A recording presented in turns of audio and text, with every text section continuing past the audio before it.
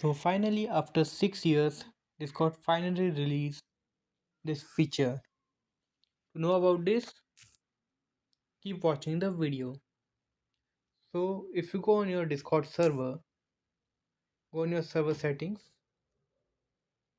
and if you go on the roles, you can see here update permissions.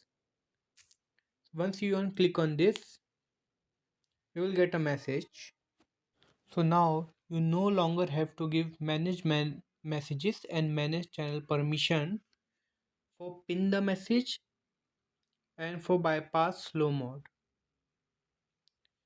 So let me show you. If you go on any roles like this and go on permissions, you can see here this permission will stop granting the ability to bypass slow mode.